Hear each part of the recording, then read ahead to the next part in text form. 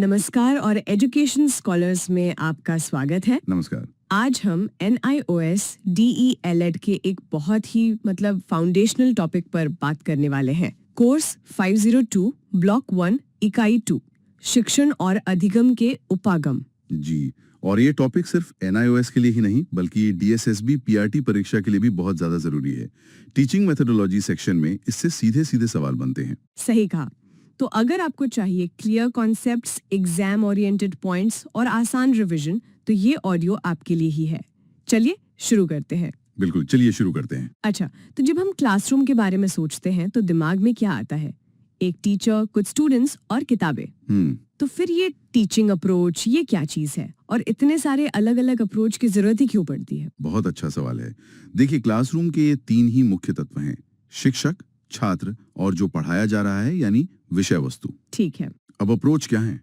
Approach बस ये तय करता है कि इन तीनों में से पावर किसके पास है। मतलब क्लास का हीरो कौन है, टीचर, स्टूडेंट या किताब। ओहो, मतलब फोकस किस पर है? बिल्कुल। और क्योंकि हर बच्चा अलग होता है, उसकी सीखने की जरूरतें अलग होती हैं, इसीलिए कोई एक अप्रोच सबके लिए काम नहीं कर सकता। इसीलिए हमें इन अलग अलग उपागमों को समझना पड़ता है। समझ गई। तो आज हम कौन कौन से मुख्य उपागमों पर बात करने वाले हैं? हम 5 मुख्य उपागमों पर चर्चा करेंगे। पहला है शिक्षक केंद्रित, फिर विषय केंद्रित, फिर शिक्षार्थी केंद्रित, उसके बाद दक्षता आधारित और आखिर में रचनावादी उपागम। ठीक है, तो चलिए सबसे पुराने वाले से शुरू करते हैं, शिक्षक केंद्रित उपागम। मुझे तो लगता है ये वही तरीका है जिसमें टीचर ही सब कुछ होते थे। हाँ बिल्कुल, ये सबसे पारंपरिक मॉडल है। इसमें कक्षा की हर गतिविधि का केंद्र टीचर होता है। क्या पढ़ाना है, कैसे पढ़ाना है, कब पढ़ाना है, हर एक फैसला टीचर का होता है। और फिर इसमें छात्र की क्या भूमिका होती है? छात्र एक मूक श्रोता है, एक पैसिव लिसनर। जैसे खाली गिलास हो और टीचर एक जग की तरह उसमें ज्ञान भर रहा है। अच्छा, वो मशहूर उदाहरण। ब्राजील के एक बहुत बड़े शिक्षाविद थे, पाउलो फ्रेरे। उन्होंने इस मॉडल को एक बड़ा मजेदार नाम दिया था। क्या? Banking model. बैंकिंग मॉडल मतलब जैसे हम बैंक में पैसे जमा करते हैं। ठीक वैसे ही टीचर छात्र के दिमाग में ज्ञान डिपॉजिट कर रहा है। ये मान लिया जाता है कि छात्र का दिमाग खाली है और उसे बस भरना है। मुझे याद है स्कूल में कुछ क्लासें बिल्कुल ऐसी ही होती थी, पिन ड्रॉप साइलेंस होता था। हाँ, और अनुशासन बहुत सख्त। मोटिवेशन का सोर्स बाहरी होता था, मतलब या तो सजा का डर या फिर किसी इनाम का लालच। और इसका नतीजा क्या होता था? रटना, रटंत विद्या, रोट लर्निंग। इसमें रचनात्मकता या क्रिटिकल थिंकिंग के लिए कोई जगह ही नहीं है। आप सवाल नहीं कर सकते, आप बस ज्ञान को ग्रहण कर सकते हैं। ठीक है, तो ये था टीचर सेंटर्ड। इसके बाद फोकस कहाँ शिफ्ट हुआ? इसके बाद पेंडुलम थोड़ा सा हिला। फोकस टीचर से तो हटा, लेकिन स्टूडेंट पर नहीं आया। तो कहाँ गया? किताबों पर। और यहाँ से आता है हमारा दूसरा उपागम, विषय केंद्रित या सब्जेक्ट सेंटर्ड अप्रोच। अच्छा, तो अब हीरो टीचर नहीं बल्कि किताबें हो गई। एकदम सही। इसका मूल विचार है, जो किताब में लिखा है वही सच है। ज्ञान का मुख्य स्रोत भी टेक्स्ट बुक है और मूल्यांकन यानी एग्जाम भी टेक्स्ट बुक से ही होगा। तो इसमें टीचर की भूमिका क्या रह गई? बस किताब को पढ़कर सुना देना? एक तरह से हाँ, शब्दशः शिक्षण पर जोर होता है।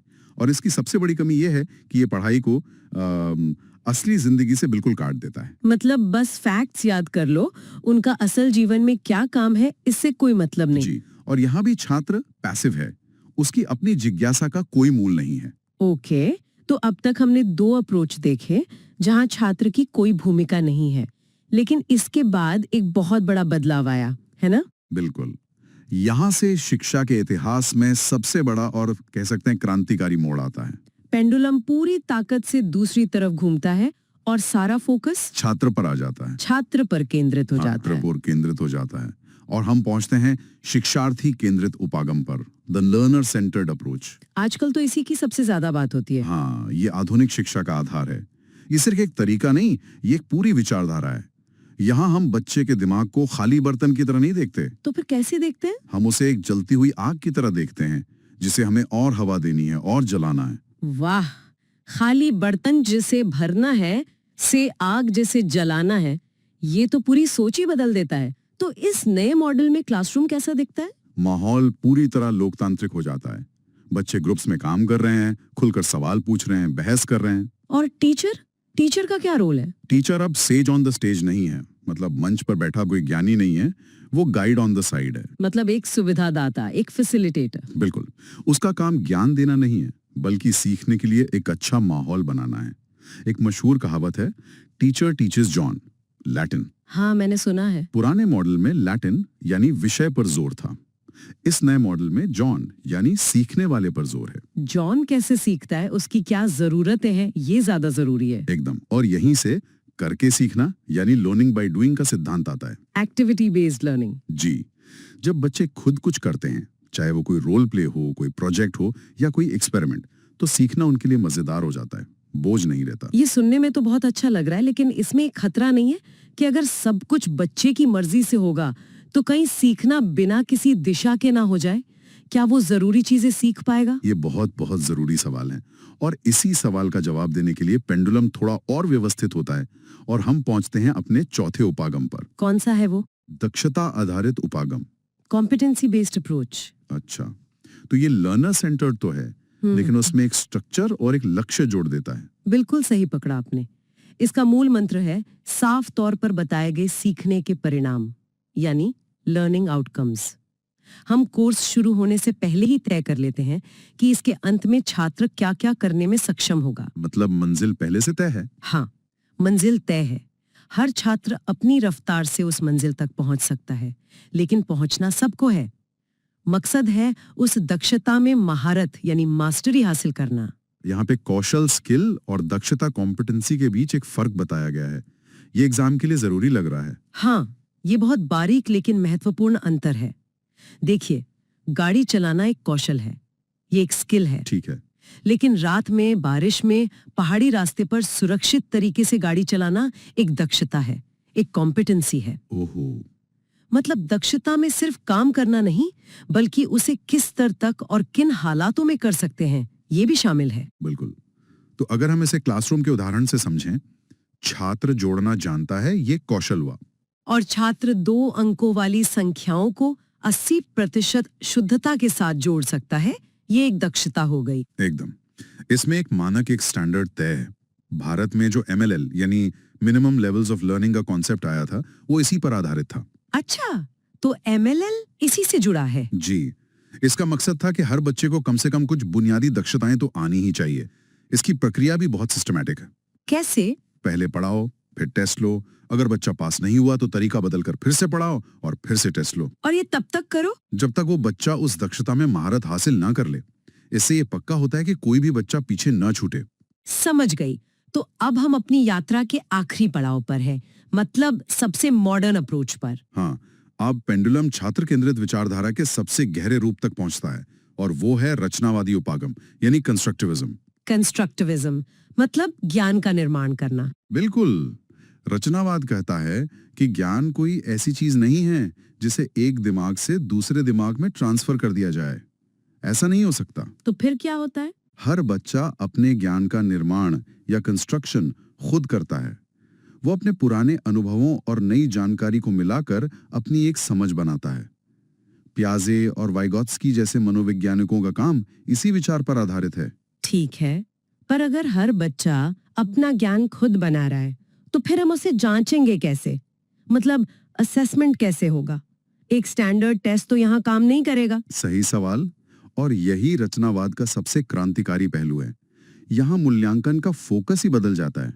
अब सिर्फ प्रोडक्ट मतलब सही जवाब जरूरी नहीं है। तो फिर क्या जरूरी है? प्रोसेस, यानी बच्चा उस जवाब तक पहुंचा कैसे, ये भी उतना ही जरूरी है। मतलब हम सिर्फ ये नहीं देखेंगे कि उसने 2 + 2 = 4 लिखा है या नहीं, बल्कि ये भी देखेंगे कि उसने इसे समझा कैसे। क्या उंगलियों पर गिना या लाइनें खींची? एकदम। इसीलिए इसमें पेन पेपर टेस्ट की जगह बच्चों को ऑब्जर्व करना, उनसे बातचीत करना, ओपन एंडेड सवाल पूछना, उनका पोर्टफोलियो देखना, इन तरीकों पर जोर दिया जाता है। और इसका असली मकसद रटने की आदत को जड़ से खत्म करना है। बिल्कुल। कमाल है। तो हमने एक पूरी यात्रा तय की, एक ऐसे क्लासरूम से जहां टीचर ही सब कुछ था, एक ऐसे क्लासरूम तक जहां बच्चा अपने ज्ञान का निर्माता है। जी। जो लोग परीक्षा की तैयारी कर रहे हैं, उनके लिए इन सबको एक साथ याद रखना जरूरी है।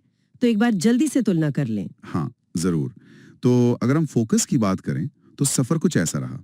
पहले टीचर, फिर टेक्स्ट बुक, फिर छात्र फिर सीखने के परिणाम यानी आउटकम्स, और अंत में ज्ञान का निर्माण यानी नॉलेज कंस्ट्रक्शन।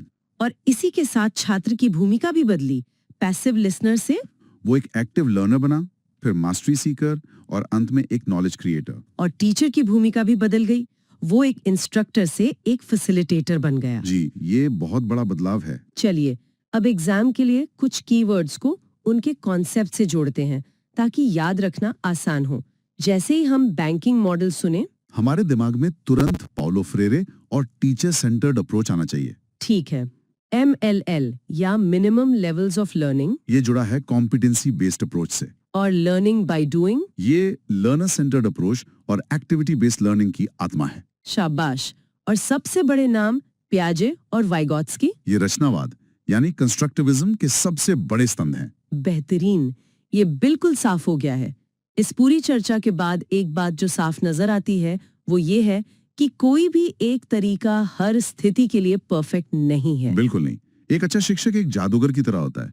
उसके पिटारे में ये सारे उपागम होते हैं। वो जानता है कि कब उसे डायरेक्ट इंस्ट्रक्शन देना है, कब बच्चों को खुद खोज करने देना है और कब किसी खास स्किल पर महारत हासिल करवानी है। ये थ्योरी सिर्फ परीक्षा पास करने के लिए नहीं है, ये उस पिटारे को भरने के लिए है। तो जब हमारे श्रोता शिक्षक बनेंगे तो उन्हें ये तय करना होगा कि उनके छात्रों के लिए, उस खास विषय के लिए, उस पल में कौन सा तरीका सबसे बेहतर काम करेगा। ये एक बहुत बड़ी जिम्मेदारी है। सही कहा। और यहीं पर ये चर्चा खत्म नहीं होती। हम एक सवाल के साथ इसे छोड़ सकते हैं। बताइए। आज के दौर में टेक्नोलॉजी जैसे AI और ऑनलाइन लर्निंग प्लेटफॉर्म्स हमारी जिंदगी का हिस्सा बन चुके हैं। तो क्या ये एक नए छठे उपागम को जन्म दे रहे हैं या ये सिर्फ इन्हीं पुराने उपागमों को लागू करने के नए और ज्यादा शक्तिशाली उपकरण हैं? वाह, ये तो सोचने वाली बात है और बहुत जरूरी सवाल भी है। शायद अगली किसी बातचीत का विषय यही हो सकता है। तो आज इस कॉन्सेप्ट के लिए बस इतना ही। अगर आपको ये उपयोगी लगा तो एजुकेशन स्कॉलर्स को लाइक, शेयर और सब्सक्राइब करें। कमेंट में कॉन्सेप्ट क्लियर लिखें और अगली परीक्षा उपयोगी वीडियो के लिए जुड़े रहें। धन्यवाद।